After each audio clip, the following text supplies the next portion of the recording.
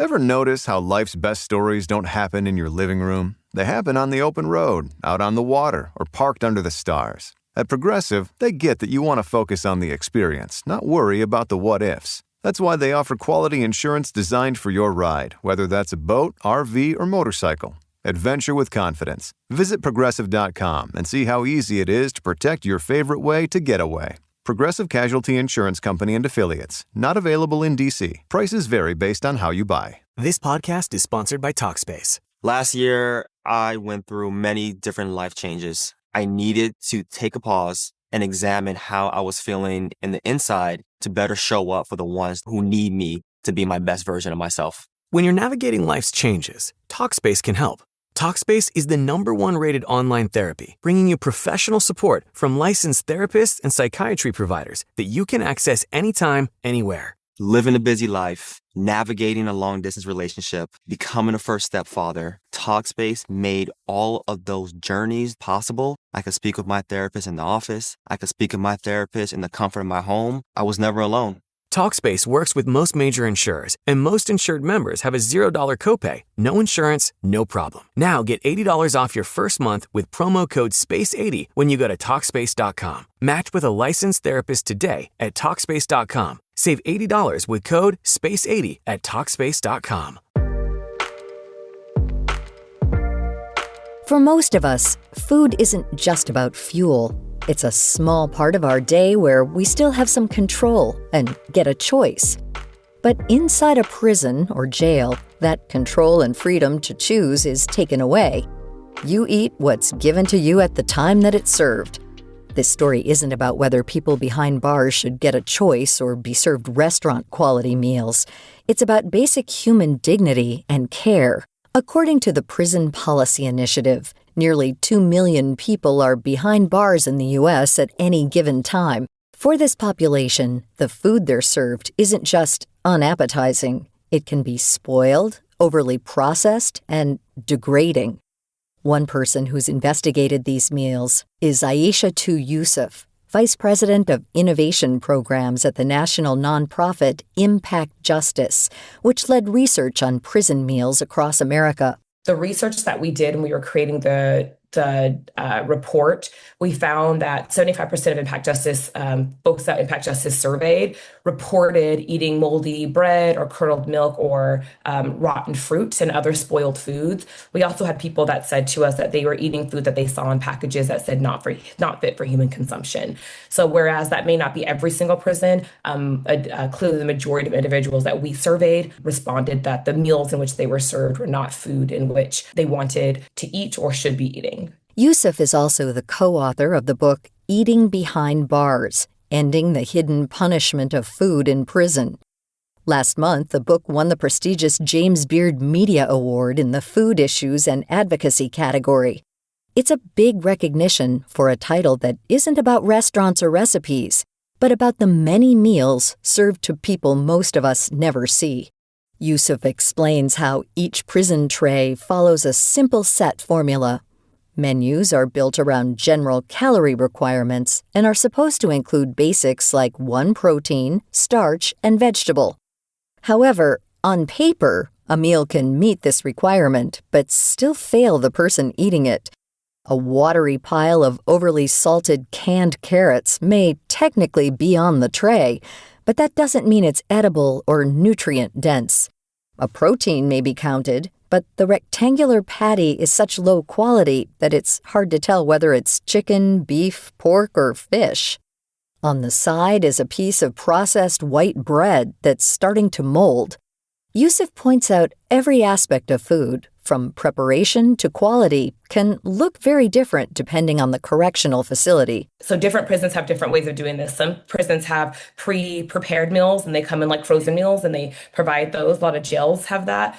Some prisons are actually doing scratch cooking, in which they have the products that they're preparing in the kitchen. Some prisons, it comes in, a bag of powdered potatoes. They add water and stir it into a pot. So it can look different by each prison. But regardless of how the food looks when they come in, whether it's prepared or comes to a bag or it's from scratch. The same kind of information is provided for us in the survey that we did, which was that the food was often not fit for human consumption. And in fact, some of the people we surveyed said they would read boxes and bags that would say not fit for human consumption. Typically in prisons, there are individuals that are incarcerated that work in the kitchens that are helping prepare the food. So there's often someone who's not incarcerated who's like leading the kitchen, that food service manager, and other staff. And there are people in the prison that work inside that are currently incarcerated that work inside the prison that are helping prepare the food. So they have a really clear understanding of what it is they're preparing for everybody, what that looks like, and what kind of packaging that comes into. And if the item's expired, spoiled, or too processed,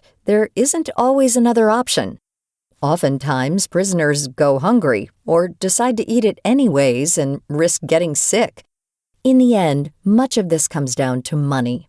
At the end of the day, prisons are a business and enter into contracts with private wholesale food suppliers that offer the best price. Yusuf says there isn't a national average for what prisons spend on food, but she uses California as one example. In 2024, the California Department of Corrections and Rehabilitation, which is CDCR for short, spent $4.20 per day per person on breakfast, lunch, and dinner. So all three of those meals, those are $4.20 per person in California. So as a comparison to that, the city of San Diego, which runs the state's largest kind of school district, spent $3.91 per child for lunch alone. So that kind of gives you an idea of what the dollar amount that's spent on people incarcerated versus other public entities. To be clear, the argument from her isn't that prison food should match what's being served to school children. The goal is that it should be safe, adequate, and humane. In many facilities, this is far from the reality. She says she often gets asked why improving prison meals should be a priority. Individuals that are incarcerated are human beings. And they're human beings, particularly within state's custody and within state's care. And it's the responsibility of the state to ensure that every human being is provided the resources and adequate things for them to thrive and to be alive. Their punishment for the crime that they were accused of or acquitted for or adjudicated for, whatever it might be, the punishment for that is being in the prison, being away from their family, not having autonomy and control of their lives. That is the punishment that they have. The punishment is not being fed food that is not fit for human consumption. The punishment is not being fed food that dehumanizes them. The punishment is not being fed food that we would not feed anyone else in this country. And the impact of these meals doesn't end at release. The U.S. has the largest prison population in the world, and 98% of people who serve time do eventually come home. If they've spent years or decades eating food that's high in sodium, fat, and processed carbohydrates, or are regularly going hungry, they may return with chronic health problems that make re-entry harder and place further strain on healthcare, housing, and other support systems. So if they're fed food inside of prisons and jails that is leading to heart disease and hypertension and other health-related issues, they're going to come out of that system and have those same exact issues that we have to think about on a broader scale. So it's important that we think about them as whole humans and think about them as and as a whole human, you're deserving of eating good food. Impact Justice, the nonprofit where Yusuf works, is also trying to change this from the inside with some solutions-focused programs. She explains one new initiative that's happening in California. Our Harvest of the Month project, which provides fresh food to every California prison.